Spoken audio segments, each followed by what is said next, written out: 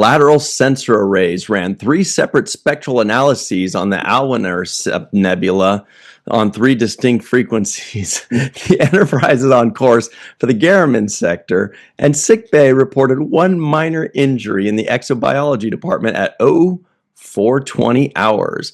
Hey, everybody, and welcome to the 7th Rule with Sirach Lofton. Yeah. Hello.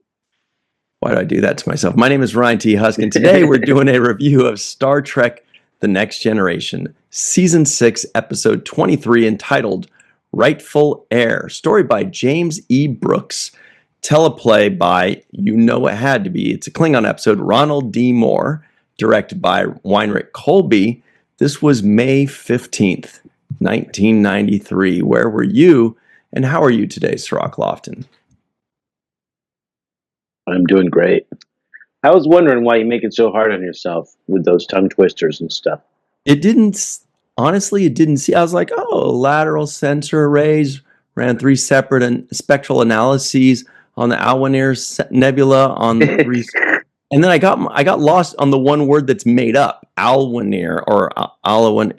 Like everything else, I was like, oh yeah, that's easy. But once it got to a word, then I'm like, yeah, oh shoot, how do they even pronounce that? Like, I know how, like when you see a word, you type it down a couple hours ago or yesterday or whatever, but then suddenly when you're hitting record, you're like, how do they, Alwiner, Alamarain, something like that. Alamarain. Everybody, please give this video a like, subscribe to the channel, hit the bell icon for notifications. If you're listening in, give us a 5-star rating and a nice review. That makes us stronger. And go to patreon.com/the7th-rule to become our pals and support this show. Well, Sirach, I'd seen this episode before. I remember it. And I had a specific opinion on it. And upon watching it again, I mostly have that same opinion. But everybody wants to know, you've never seen this before. What do you think of it?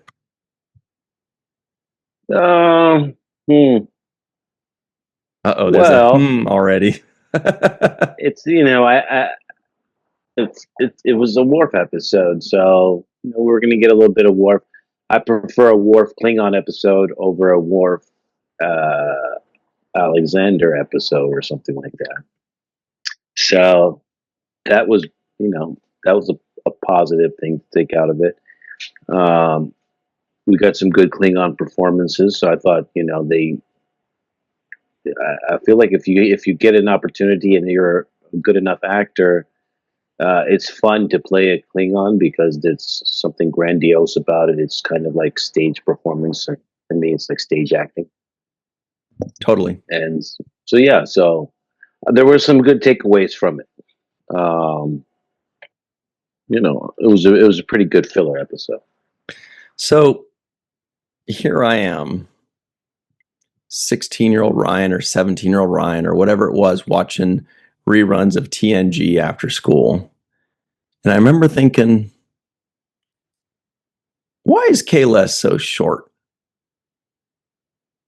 And that's such a terrible take. That's such a terrible takeaway. But I remember thinking, like, he is the embodiment of the Klingon Empire. He's the greatest warrior of them all. And this is the guy that songs are sung about and cultures created over. And he doesn't look like he could take any of those guys. Now, this time I had to convince myself, and I think this works, and there's probably people screaming this at their screens right now, which is, hey, maybe that made him an even better warrior.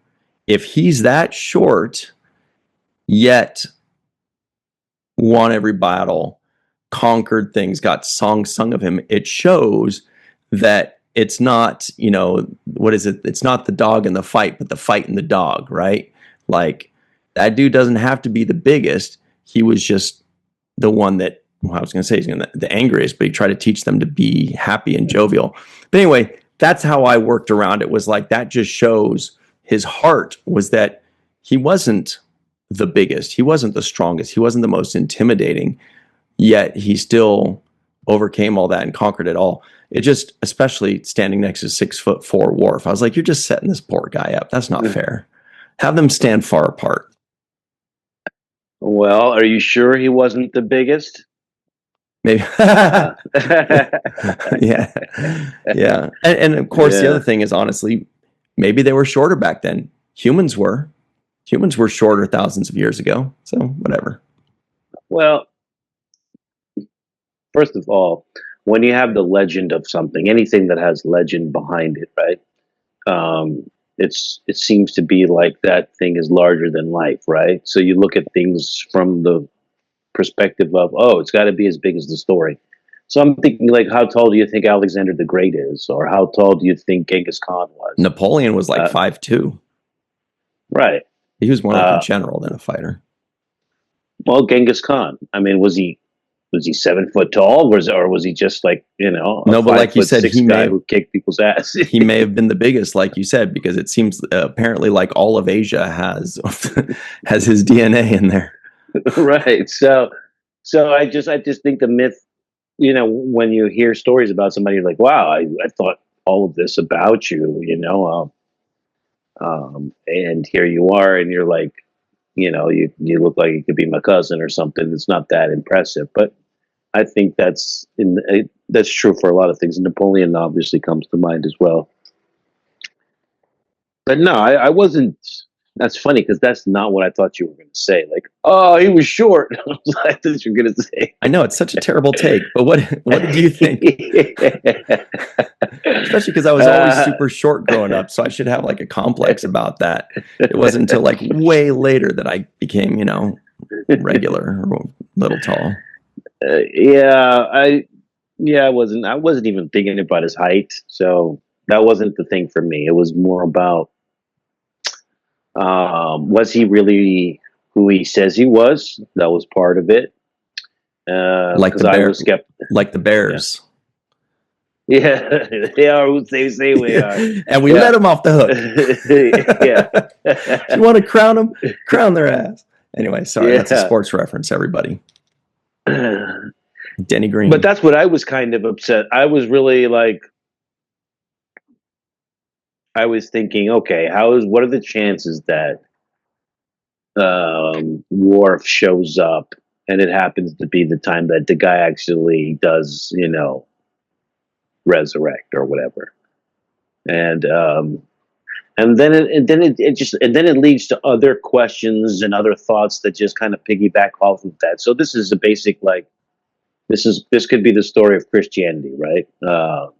It's basically the story of Christianity summed up in a Klingon way, in Mm-hmm. which you have the person that's deified. You're waiting for their return, the return of the Messiah. We call it in Christianity, right?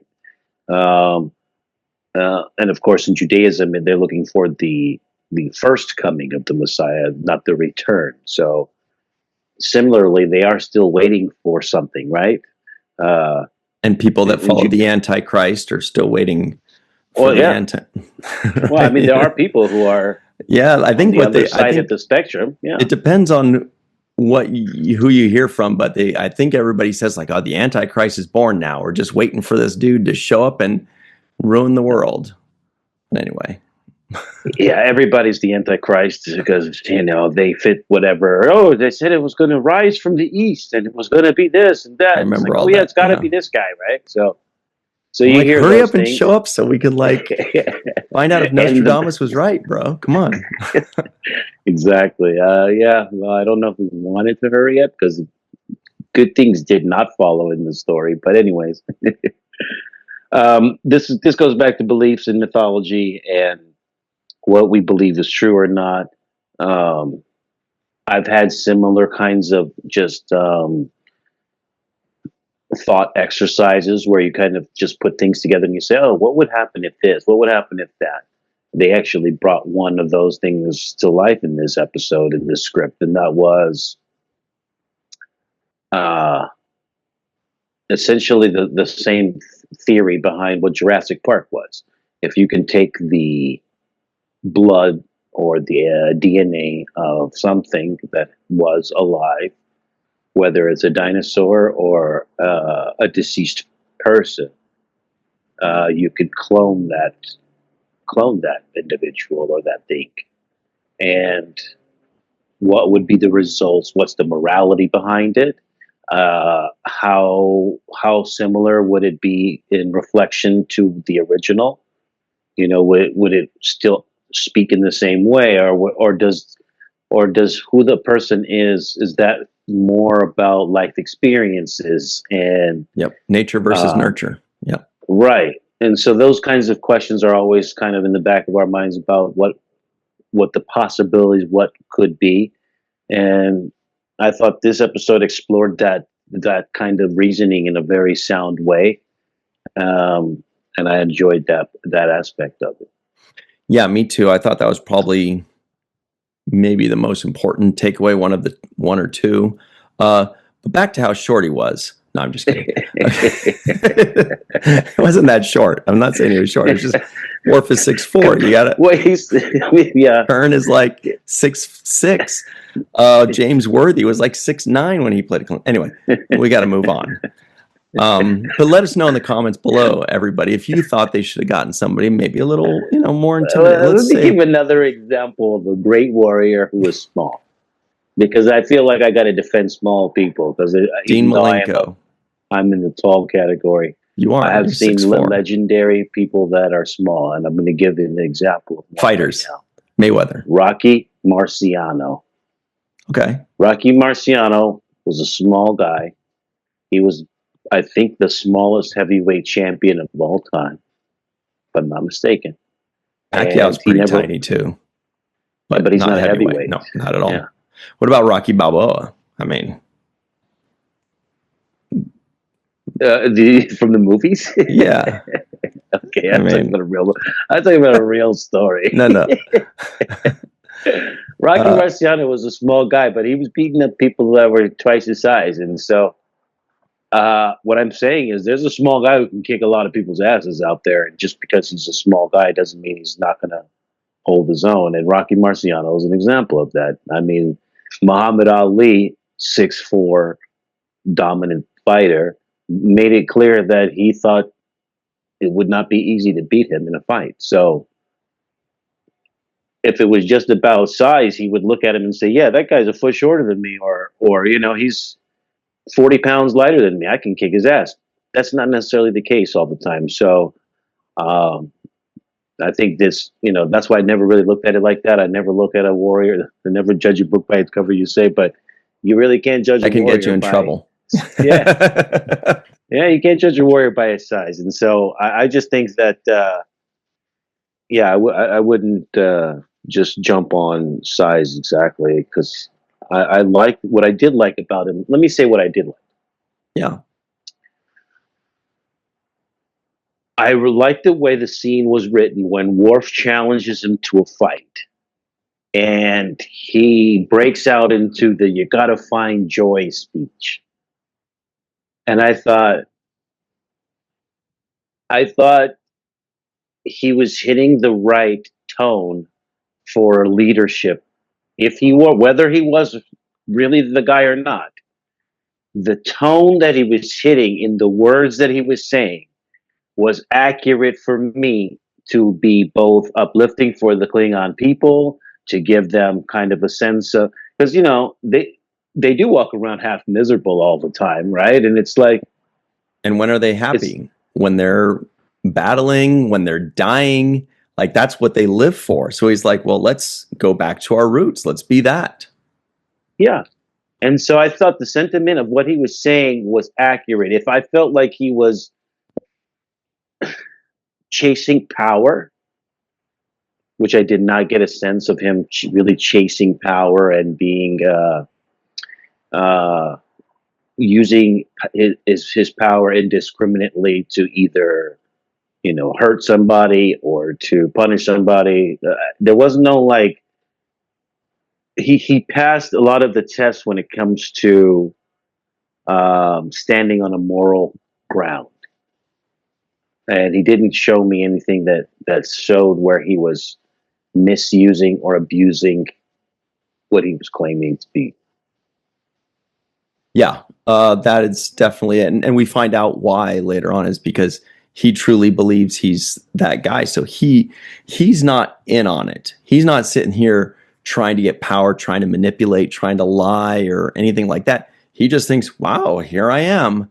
Now I'm ready. Oh, we should have Muhammad Noor on this episode. Be like, Muhammad, could we just build somebody in a lab and then he speaks perfect English or Klingon or whatever? Like, he doesn't need to like practice for a few days. He doesn't, like, there's also muscle memory. Anyway, we could talk about that later. Your point is well taken that he seemed like a good guy. He seemed like more like a lead by example kind of guy. You know what I mean? Like, hey, I'm happy. I'm having fun. When he leaves in the final scene, he's not making demands. When they were talking, when Worf was trying to convince Gowron of what he should do, this guy wasn't speaking up for himself. He wasn't saying, I demand we do this. And he just sat there, he listened, and he said, okay, this is what my path is. If you guys want to follow me, that's great. If not, whatever, but this is probably what I'm supposed to be, so I'm going to do it. He was very much a lead by example, more so than make demands or take things over. And he's probably the first guy that would go sacrifice himself in a battle to show his people like, hey, I'm willing to walk the walk too. Yeah, and the other thing that he was doing was speaking on behalf of a place where he was trying to make Klingons great again, to use the quote. Yeah, but he was speaking in a place of we. So he never really said me, I. He was like, we need to be like this. Remember when we used to have this? And this is what our spirit was like. So it was a collective, uplifting message. And when you hear those kinds of messages, I mean, you hear them throughout time when you have good leadership. People bring up the collective. They don't talk about their own, uplifting or deification. They talk about, hey, what is in the best interest of our group, of us? How do we preserve what makes us great? How do we uplift ourselves? How do we increase morale or increase our living conditions or our politics situation? What can we do to promote ourselves, being uplifted? And I thought that was kind of a big thing out of the message, which made him somebody easy to follow. Because again, I was as skeptical as everybody else in this episode. I was waiting for the moment where they're like, got him. You were right. Yeah, there was definitely something where it just seemed too easy. And by the way, back to one of your original points about he happened to show up when Worf was there. I thought the same thing. I remember thinking, like, what are the chances that after 1,500 years, Worf shows up 16 seconds later? This guy's like, oh boy. All right. What a quick Worf is here. And you're the main character, one of the main characters. Now, they kind of softened it by saying like he'd been there for, I don't remember how many days, but they did mention he'd been there for a while, to kind of make it less of a coincidence. But I originally thought that there was a reason that he showed up when Worf was there. Then it's no longer a coincidence. Then it's the people that are trying to fool the Klingon Empire are going to use Worf to do that. Like once Worf comes, they go, now's our chance because we know he's going to bring us back to the Enterprise. Or, I thought there was some kind of connection there. Yeah. And maybe if the writers had time to take a couple more passes at it, they might have forged that in. But this was the 23rd episode in a season. Yeah. And it's not easy. And we know Ronald D. Moore is like the greatest. So clearly he's just knocking out another good episode. And there was a reason why certain things were there or not there that we don't know. Okay, but here's the thing that jumped out at me, because you were nitpicking about the height, right? So much. The guys, like, this guy's only because Worf is 6'4", And this guy basically defeated Worf, or at least tied him in a battle, and and then Gowron beats him. So now I'm like, well, wait, is Gowron a better fighter than Worf now? Because anyway, I get lost in that kind of Klingon stuff. Please continue. The thing I got lost in was when Kahless tells Worf, when you were a boy at the top of the summit of Kolot, you came and prayed to me, and I saw you then, right? Okay, that was like a big thing for me, because was that true? They never really say that's true or not, because it must have been, or he would have said, no, but I do not remember this. That's weird, though, to me, right? Because yeah, if you're really the omnipotent, all-seeing, transfer between life and death, and you have that ability, then I would believe that you could hear my prayers, or that you were there for me at a time that I didn't know you were there with me at some moment in time, and you would bring that up. The question is then, is that true from my perspective, right? If this person, whoever it is, says to me, Sirach, I was there with you when you were in Moscow with eating dinner with Putin, I'd say, I was never in Moscow. Like, it wouldn't be true. It wouldn't be able to. It wouldn't resonate with me. It does, right? Make you wonder if that's true, which theoretically it was, or Worf would have corrected him. Yes. Or not believe that he was the real deal. How did he know that? Like, yes. Like, you can come up with any theories as to how somebody heard that and they hung on to that nugget, they hung on to another nugget, and then they put that all in his brain. But they need to explain that, because otherwise it's quite a loose thread.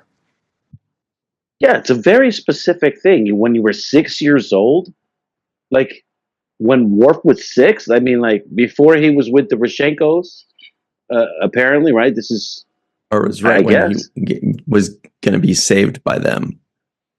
Right. Now, I bet Worf, when he was 6 years old, was tall. So that part right there was like, that's where I was like, is this guy full of shit or not? Because either you were there with him when he was 6 years old or not. Now, how those memories could be downloaded to you, maybe Klingon intelligence agency is like super sophisticated and they have all kinds of like info on everybody, but the KIA.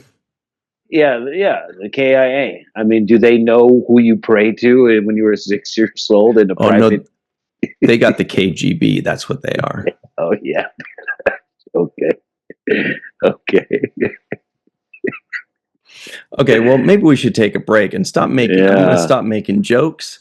I'm going to stop talking about height, and we're going to talk more about this episode, because there's actually a lot to discuss and a lot of really interesting things.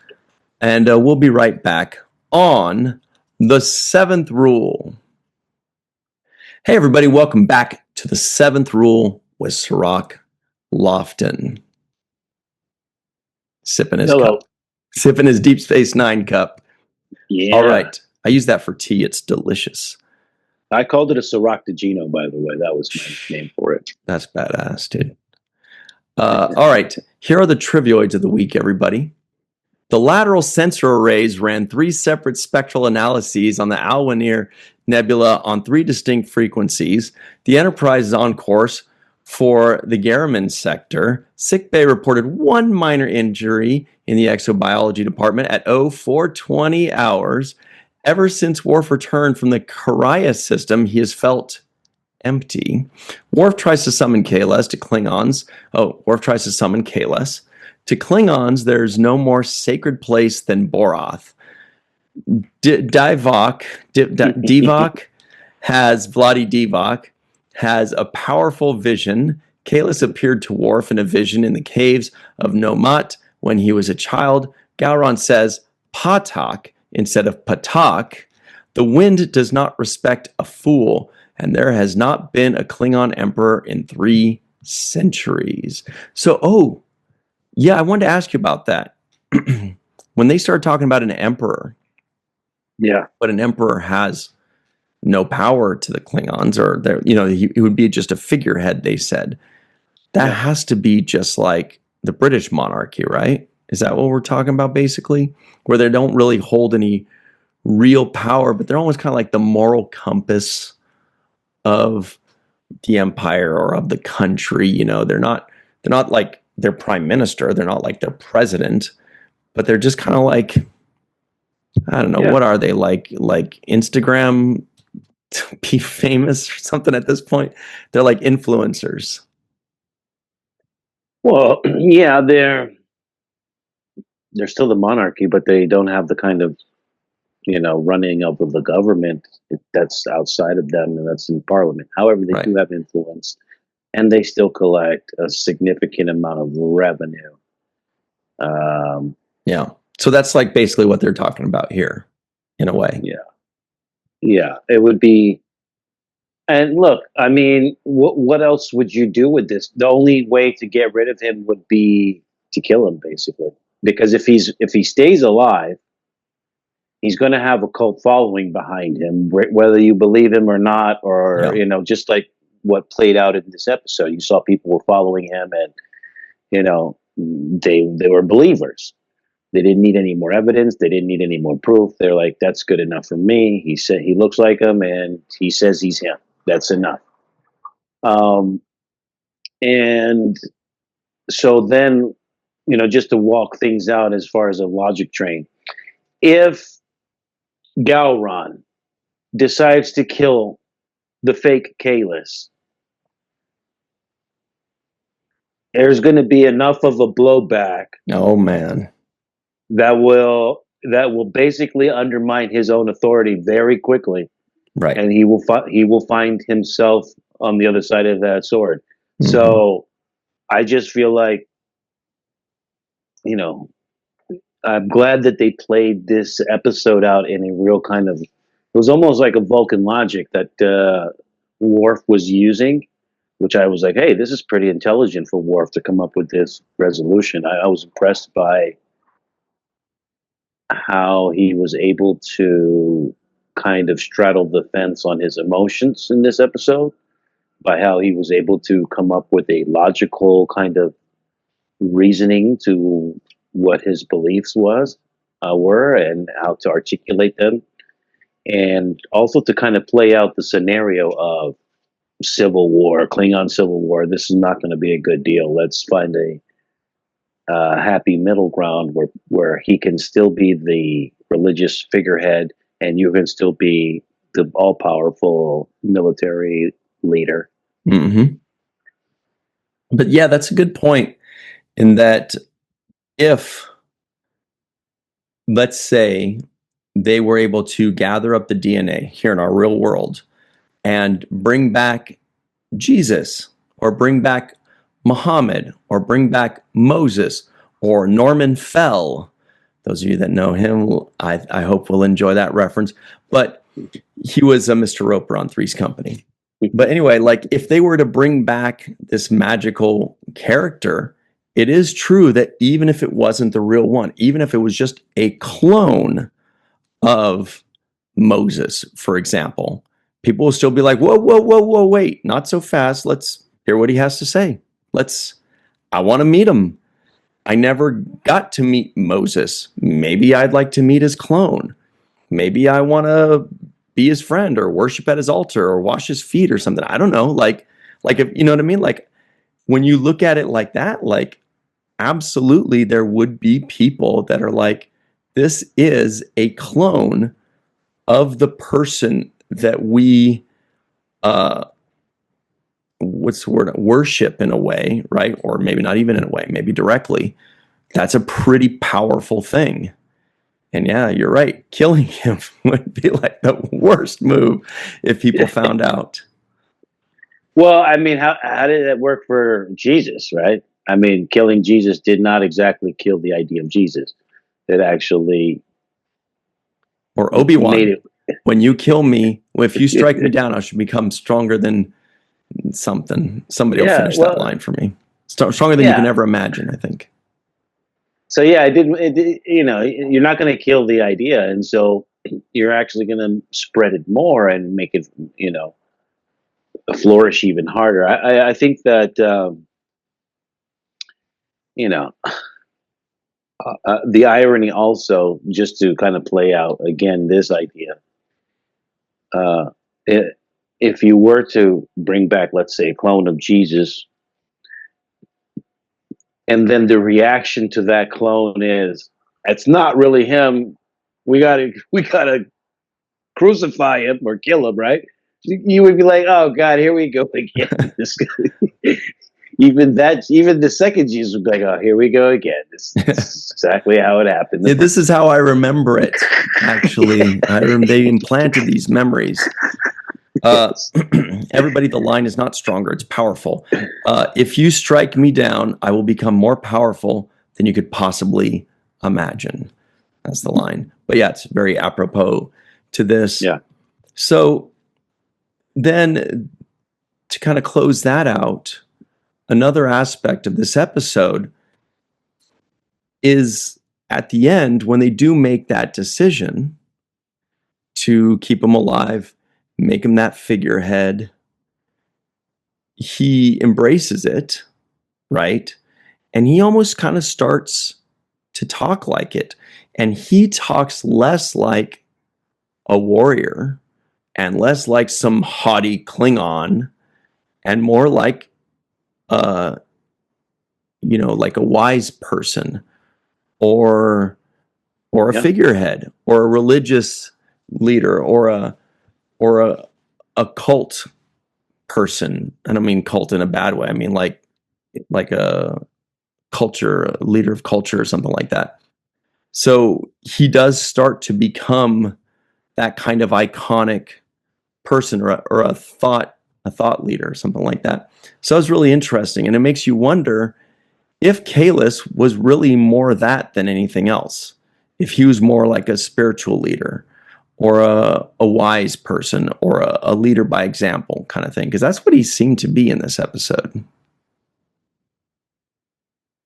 I mean, I think everybody who's a great leader is that, right? I mean, that I can look back, anybody who's deified or put up on a pedestal of any kind is because they left a legacy in which they left a message for humanity that is something that is uplifting and beneficial for humanity, right? I mean, you think about Confucius leaving all of these words about, just ideas and how to think and how to be. You think about the legacy of the different chapters of the Bible and talking about, how to be and how to deal with situations and how to stay strong and have faith and all of these things. And so it's kind of a lesson plan for humanity. You look at Martin Luther King, and he leaves behind a legacy of a lesson plan for us to build on of, equality and interracial coexistence and all of these kinds of things. So anybody who has a larger than life, Gandhi, Jesus, anybody, they've dedicated their message to the greater good of humankind to some degree or another. Moses bringing down the Ten Commandments, talking about the rights and wrongs of sinning versus not sinning and living the holy life. So um, these are contributions to humanity, and I think those kinds of things are the people that leave the most long lasting impression in the world, and that's why their memory goes on for millennia, because the message itself is not one you can argue with. Like, how can you argue with "judge not, lest I be judged" or "love thy neighbor"?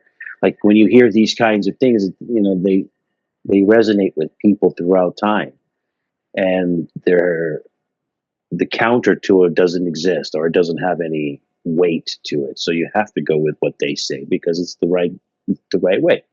It's been proven over time.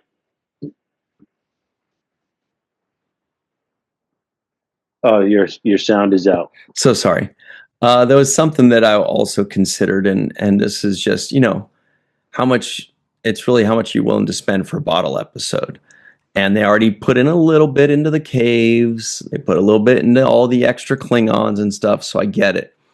But I was like, don't they have the internet? Like, honestly, if the second coming of Moses happened on day 2, everybody would be there. Like, before they found out he wasn't the real Kahless, Yeah. there were like 3 people that came. Gowron's like, I'll get there when I can.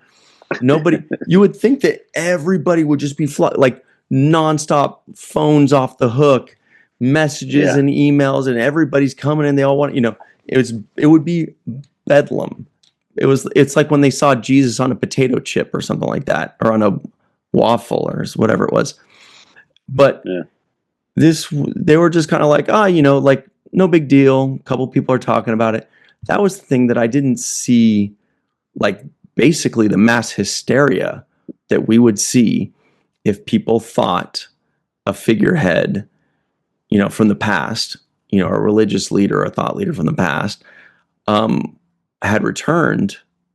That would just blow up the whole internet. It would blow up the world. Anyway, think so. That was kind of a nitpick, but I just didn't see the magnitude there,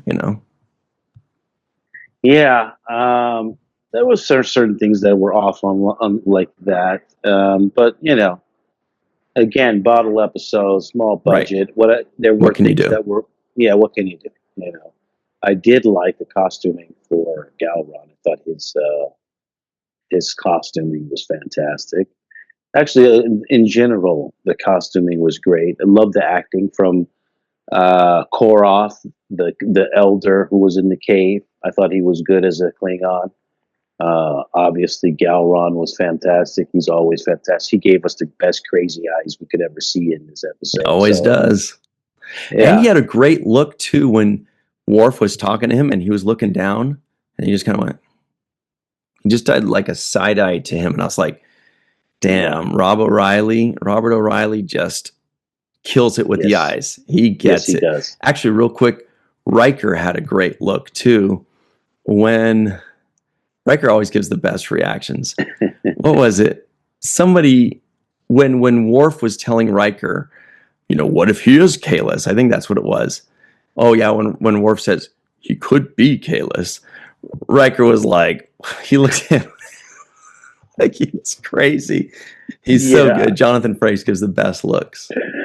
Yeah, he does. I mean, that was pretty good, actually. I remember that look because he was like, he does not believe in Kahless, obviously, and that's the thing about beliefs, right? It's like we all have friends, and we all have hopefully most of us have a melting pot of friendships where we're not just in a homogenous group that all looks like us, but if you're out there with a melting pot of friends, then they will have beliefs that you don't necessarily believe yourself, right? And yet you don't condemn them or castigate them for their beliefs. You just accept that that's what works for them. It's like, to me, it's like an operating system, right? It's like you have your Apple, iOS system. You've got your Android system. Yeah, but we do judge when somebody sends in a text that's green. I'm just saying, we do judge that. But anyway, but to me, it's like an operating system essentially, and each one of us has a belief system that is a slightly different operating system than the other one. And interestingly enough, there are even variations within the same group. So not all Protestants think the same, not all Catholics think the same. There's the variation there. I believe in the Virgin. I believe in angels and this and that, and so or the Holy Trinity. It's the there's so many variations on the belief system, right? It's actually unbelievable, and Obviously you had the Reformation, Martin Luther coming in with a whole nother set of like variations. And so essentially we accept that our beliefs are going to be off, that no one's beliefs line up identically with another. And I I also like to like make a I like to ask questions about when I see people. Sometimes I ask them about what their idea of heaven looks like, you know? And for every person, it's a different like Mm-hmm. amalgamation of what they've read and seen and believe. And some people may not even believe that exists at all. And so there's all those variations. And so I just think that it's pretty interesting that Riker, who has been exposed to this kind of, by diversity, would be so quick to just throw Yeah, his that's true. beliefs out the He's window. Like, definitely been oh God. exposed to a lot. But I did see one meme back in the day that was like, when you go up to heaven, every pet you've ever had in your life is there waiting for you. And I'm like, that's pretty good. We want some of that. Whatever that is, that's what I want. Hey, we're almost out of time here. So let's talk about the home run of today's episode. I feel like there's more to talk about with this one. It's a good conversation piece. Who gets the home run of today's episode, Sirach?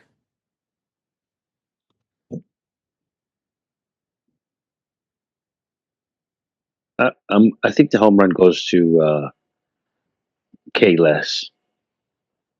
Yeah, it's not easy on this one. There was really good, a lot of good performances there. Bob O'Reilly was fantastic, and Worf obviously was his episode. But as a guest star coming in, Kahless really kind of took the show, played the right notes. He had me really rooting for him at some point because I thought, I was too skeptical of it.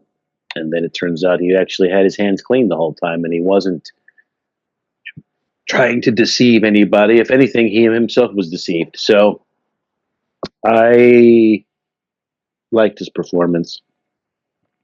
We didn't mention the director, Rick Colby, but he took some great shots in this episode. I had no problem with his directing. I thought it was good. But yeah, the actor who plays Kahless in this is the home run for me. Yeah, I'm with you on that one. I think the same thing. He was a great actor. He nailed it. I was perfectly happy with his performance. I also want to give a special shout out to Alan Oppenheimer. I've mentioned him before when we did a Deep Space Nine episode. He was Captain like Keo. He has done more voiceover than like anybody ever. He has had some of the most famous, at least for me, characters. Like, for example, in He-Man, he was Man-at-Arms, Cringer, and Skeletor. Like, he's the guy. He's this icon. He did like Transformers and all kinds. I mean, you could scroll down. Maybe I'll check that out and things left unsaid. But anyway, special mention for him. But yes, the guy that gets the home run of the episode, his name is Kevin Conway. Kevin Conway sounds like a hockey player. All right. Here are some other people that love hockey, especially Dr. Anne-Marie Siegel, Eve England out in Wales, Yvette Blackman Tom, TJ Jackson Bay out in Missouri, Titus Muller, Dr. Muhammad Noor, Anil O. Palat, Joe Balsarati, Mike Goo, Dr. Stephanie Baker, Carrie Schwent, Faith Howell, the Matt Boardman, Chris McGee, Jake Barrett, Henry Unger, Allison Leach Hyde, Julie Manosfi, Jed Thompson, Dr. Susan V. Gruner, Glenn Iverson, Dave Gregory, Chris Sternett, Greg K. Wickstrom, Cassandra G., Chuck A., Mark Zutkoff, Chris Garris, Linda Page, and of course, don't forget, Jason M. Oken. He's going to tell us what was taken out of the script. Maybe there was an explanation why they came when Worf was there. Who knows? We will be right back with the free-for-all on the 7th Rule. Oh, yeah, you're retiring. Mm-hmm. Hey, everybody. Welcome back to the 7th Rule with Sirach. Lofton, this is the Hello. free-for-all. That's a cool hat, by the way, Sirach. Thank you. Now Gorgeous. finest. With Melissa Longo. Key Lago. That's right. Key Largo. Oh, pee. I already peed. Forgot to pee. We're already off the rails. And Jason M. Oken. Hey, everybody. Gary Schwentz is the crafty bear. I don't know what's going on back there. We'll find out. Mark Zutkoff has 3 choice images. Chris Garris is about to boldly go. I bet that's what his shirt says.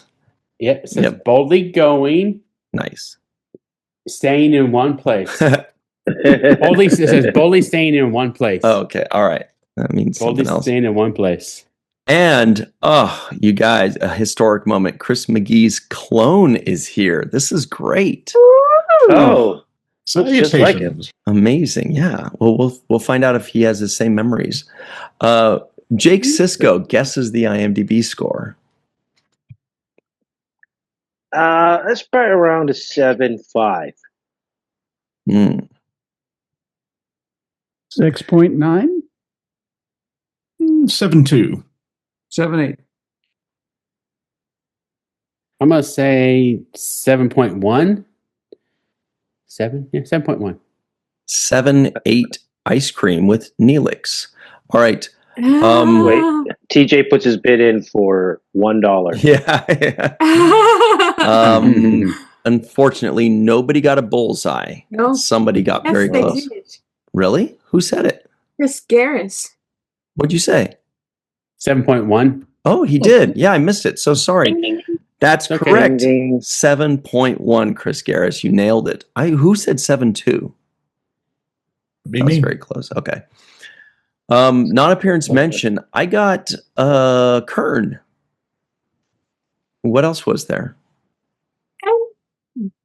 Worf said, my brother and the entire Klingon Empire, blah, blah, blah. Well, whatever. Yeah. He also mentioned Talk, and Picard mentioned the Klingons you rescued from Karaya 4. So all of them, I suppose.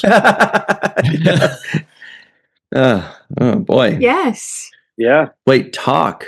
Who's Talk? Yeah, he was the young Klingon from that planet, from that. Oh, camp. right. Okay. Okay. With a Q. That's right. Mm-hmm. So tick talk off the list. All right. There was another And all of non-appearance the- mention was cut out of the episode, but we'll Oh, talk let's about hear it. Come on. Oh. Let's hear it. Let's talk about it now. Sure. Worf mentions Alexander when Kahless asked him about Right. his son. Oh, Sirach, we missed out on that. Oh. And what about Worf's dad? Do we ever see Worf's dad? Mm-mm. Mm-mm. Well, we've seen Just him. a The real dad, no. No, not the real dad. Right. Okay. Were there any some kinds of or some sorts of? It doesn't seem like this episode would. Doesn't seem like it, but we actually got 2. Oh, wow. Koroth at first said, now he comes, in reference to Gowron, saying, now he comes crawling aboard with some kind of test. And then later, when we learn the truth, Worf says, they grew you in a test tube like some kind of fungus. Oh, that was Oh, really yeah, good. he does say that. Well, Which was Melissa not Longo, really polite. Poor Kahless. we've guessed on IMDb scores. We've talked about non-appearance mentions and some kinds of. Mhm. What do you think of this episode? You know, I really enjoy Star Trek episodes that talk about or bring up the topic of spirituality and science and how they kind of marry the two together. I enjoy political episodes as well, and this one was one that gave you food for thought. It made me think. I love episodes that has you asking questions, and not necessarily answerable questions. And you have to take a leap of faith in this journey. I really enjoyed Picard's scene with Worf when he was very stern with him when he failed at his duties or he fell asleep on the job. if you will. But he was also compassionate, and he was thoughtful, and he listened to the needs of his crew member.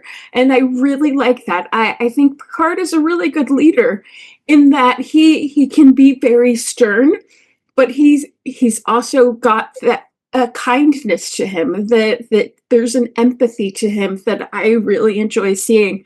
I also really liked the scene between Data and Worf when Data tells Worf when he discovered his own kind, or took his own kind of leap of faith. I thought that was a very good, moving, and thoughtful scene. And one of the things that stood out to me in that scene is that one of the marks of a good actor is that they are able to listen. And Michael Dorn does that really well in this episode. He actively listens, and he's not acting like he's listening. He's listening to the person who is talking to them. And that is a mark of a great actor. So I think kudos goes to Michael Dorn there as well. And not calling you out, Ryan.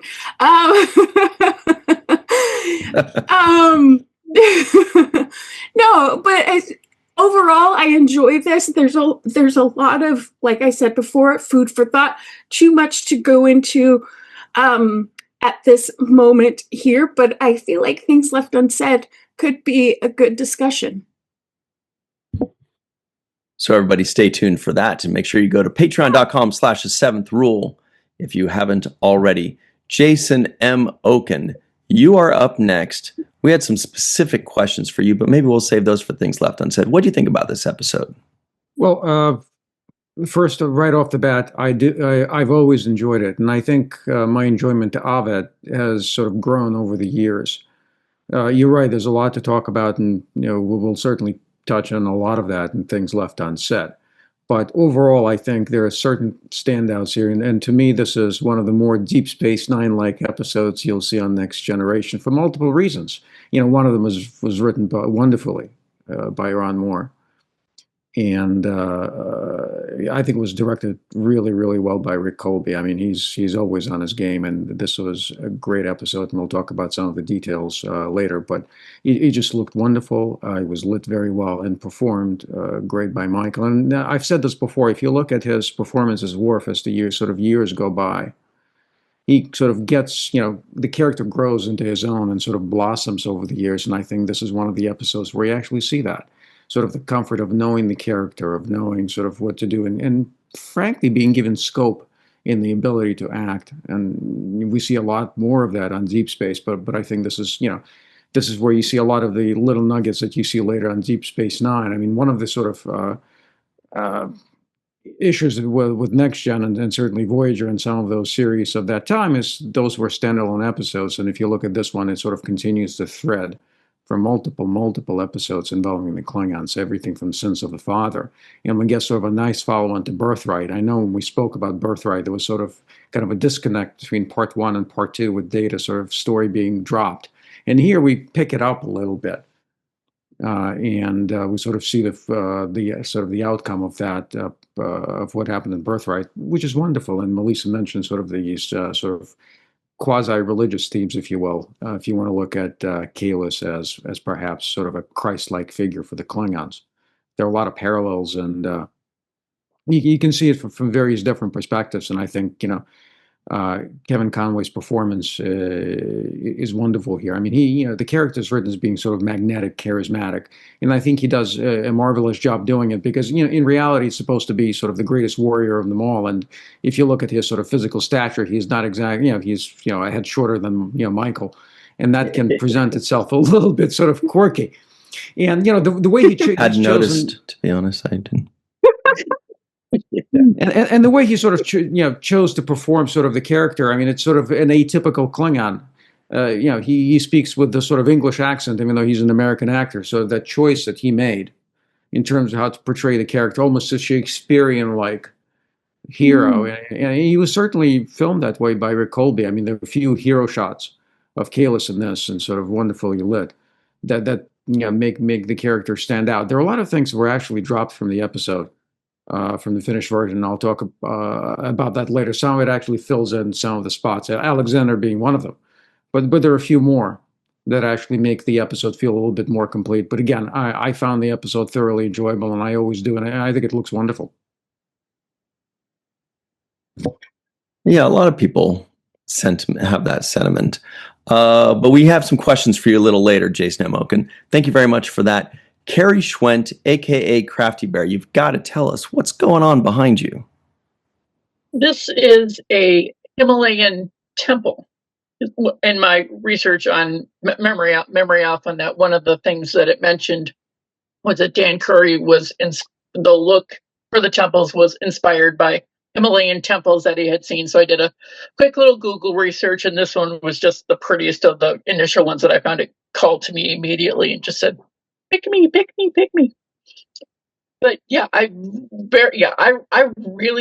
really enjoyed this one. The more I thought about it, the more I like it. And you can definitely see, anybody who's watched Battlestar Galactica can see Ron Moore's signature just all over this episode. It deals with the whole series deals with the same sort of questions about faith and how different people deal with their own faith differently, even if it's the same religion. They come at it differently. It definitely is one that makes you think, even just after you've watched the episode. And of course, we get one more time. We get Galeron's awesome eyes. That scene where he's saying the first couple of things, and as soon as you hear him say what color, you can already see his eyes just popping open in just that glorious way that he does with the smile. It gives me the warm fuzzies. I love his big old eyes. And poor wife, just goes through the roller coaster in this episode. Remind me never to be late for work when Riker is coming on duty, because man, did they I think he overreacted just a tiny bit with that, sending a security team. And sure, I mean, if this was CinemaSins, they would be hit with an over-candling sin with how many candles were lit in there and just that big old bonfire. He clearly knows how to turn off the auto fire suppression system that he was telling the Irish group from up the long ladder about way back when, if people recall. Yeah, Melissa mentioned the stuff with him and Data. I thought was just absolutely sweet.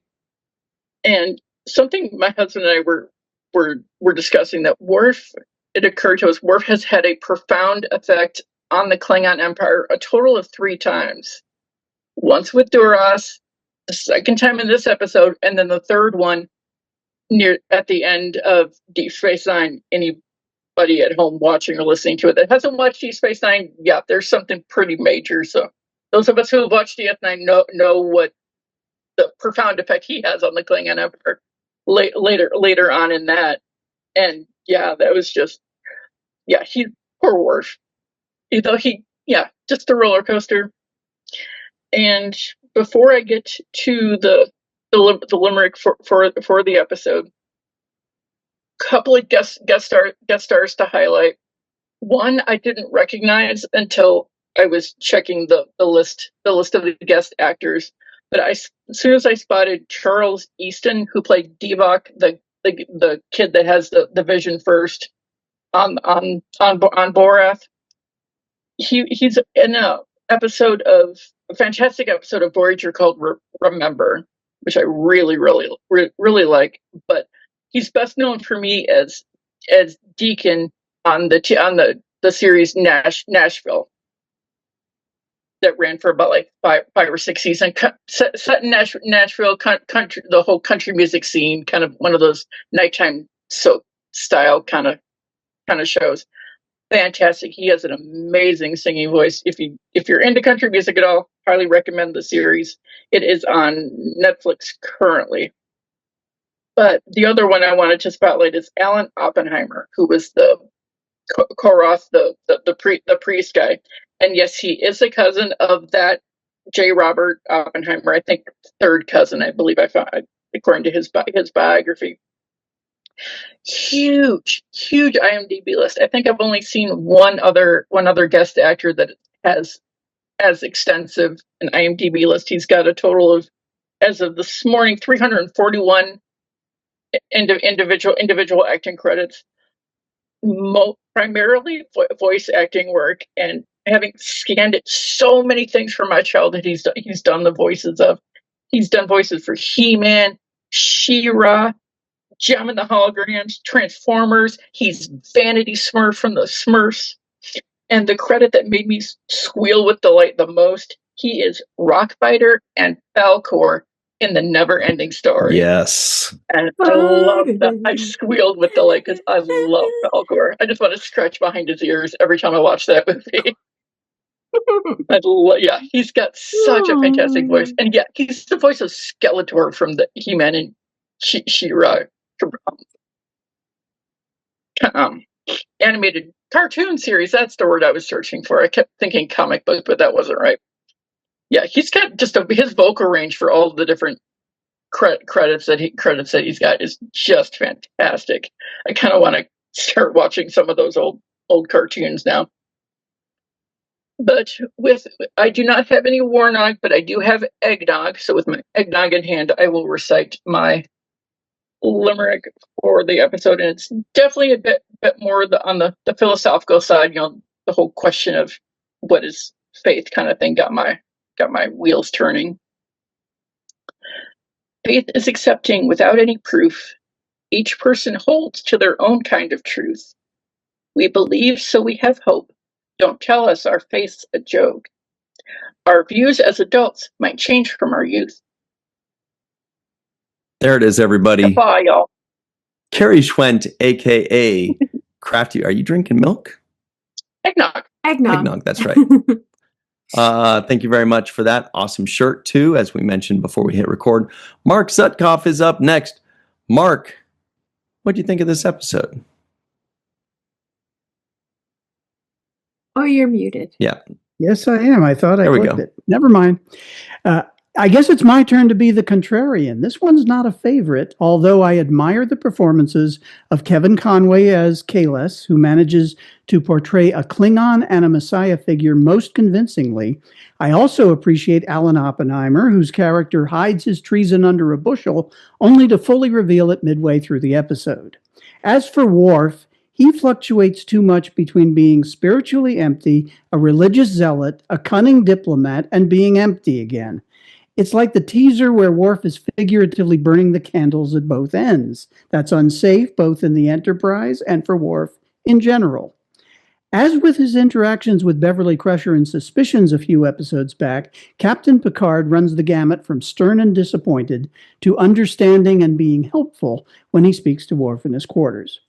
When Worf and Koroth recite the story of Kahless, I wonder if Kahless's quote, "Look for me there on that point of light," inspired the Klingons to develop space travel.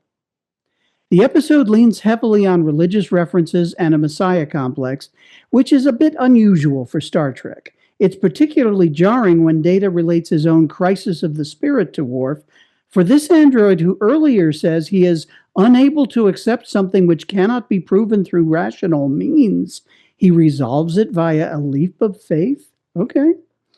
The episode is also something of a mirror to Sins of the Father, where a lie is adopted by the Klingon High Council to protect the Empire. Here, Worf says they will tell all of the truth, that this person is the rightful heir to Kahless in order to avoid the Empire descending into civil war. Will that approach work? Isn't there still a secret being kept that Koroth and Torin cloned and programmed Kahless for their own purposes? And my home pun of the episode, Kahless relates a story of taking a lock of his hair and twisting it into a sword named Batleth, the Sword of Honor. This, of course, makes him the rightful heir. Aha. Very good. See, Jason, it's because heir is the... Okay, thank you very much, Mark. There was no Eve England here today, so sorry. Chris Garris is in Southeast Texas. What did you think of this one? Do you love it? Yeah, that's a good one. It'd been a while since I've seen it, so it was good to watch it. And I didn't remember. I'm gonna be honest, I didn't remember it, but after I watched it, I'm glad I did again. Basically, a lot of people have already said this, but this episode is talking about faith and questioning your faith. And at first when it starts off, okay, Riker maybe overdid it a little bit, but then again, he has a point. Worf is never late, so if he's late, something bad has happened probably. So I kind of get it. Again, I don't know if he need a full security team. He could have just gone by himself. But I think Picard was the right person to come and talk to him because of all of his history with dealing with the Klingon Empire and their rituals. So he understands, sometimes the Klingons can get a little wonky out there. And so, but what I love about him is he says, okay, fine, Mr. Worf, go take care of this. And then when you get back here, basically have your crap together. Just get your job. You get back and do your work. And a lot of times, when people do lose their faith, they start questioning it, and that's what Worf was having. He wasn't sure about stuff, and he went and did on his own little mission to go and try and find it. And when he got to the temple, I was like, okay. I started feeling that, as Jason said, DS9 big time on this, because that's when it's prior to DS9 you really didn't have religious type storylines creeping in Star Trek, and since after they did it, we started having this now.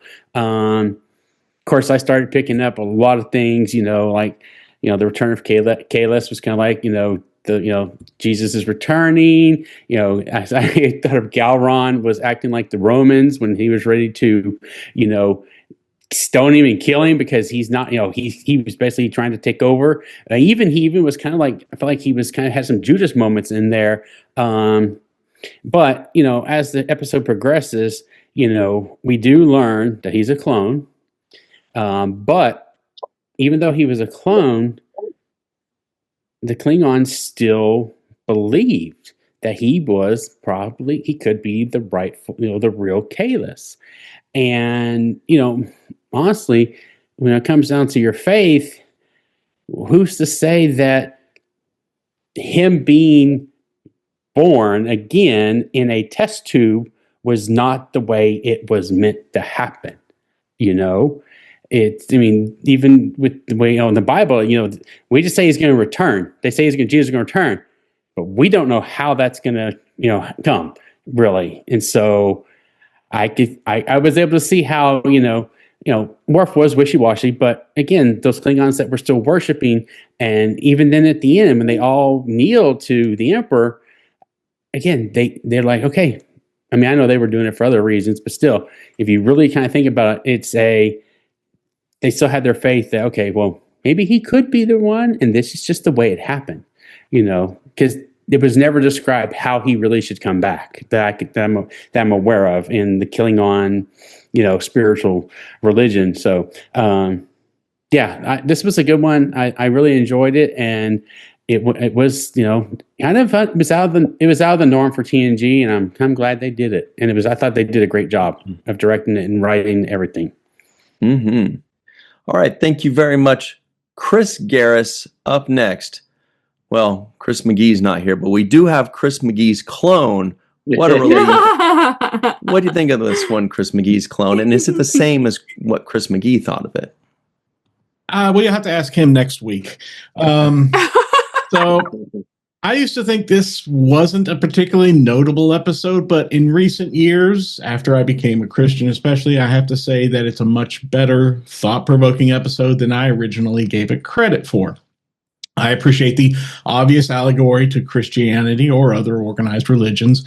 It's maybe not particularly groundbreaking or important in the larger story of the show. I think it only gets maybe one offhand mention later on. But like Carrie, it's an episode that makes me think, so I definitely enjoy it. Speaking of that allegory, as I alluded earlier, it does make for an interesting thought experiment, which I'm sure was the intention. What would happen in our society today if a religious figure were cloned? We do, after all, have cloning technology today. Anybody remember the news about Dolly the sheep from almost 30 years ago? Or for that matter, with today's AI and deepfake technology, I'm half surprised someone hasn't tried to convince the world already that Jesus has returned or something. That a significant portion of the population would absolutely believe it. Before I go any further on that, I will mention a couple of spottings. This is another episode where practically the first face scene is Lieutenant Jay's. And then we also get a couple of shots of Ensign Kellogg. I like when Data asks Worf how he could believe that Kahless is real without empirical evidence, and Worf responds with faith, the central theme of the episode. And it's an interesting, if brief, analogy to the endless debates in our society today between science and religion. And of course, I love the speeches from both Worf and Kahless in the final act. When Worf is convincing Gowron to accept Kahless in the end, he describes religious beliefs pretty well, I think, that many people, myself included, need something to believe in larger than ourselves to give our lives meaning. Even if we are shown irrefutable proof to the contrary, we still believe in. That's called faith. And Kahless' speech in the transporter room about the words being more important than the man was just absolute perfection. For the memorable quote of the episode, kind of an interesting one. It's good old Worf just getting excited and saying, "It will be glorious."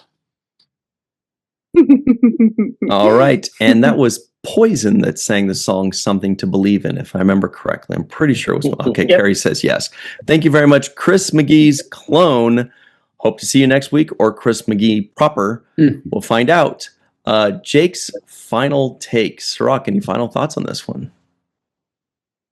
Yeah, a couple final thoughts. One, when Riker first sees the security guy who's the backup, it seems like he doesn't like that guy because he didn't talk to him, he didn't acknowledge him, he didn't ask him, "Hey, where's Worf at?" or something. He had his back to him, and he's like, "Who the hell is this? When the hell is this guy getting out of here?"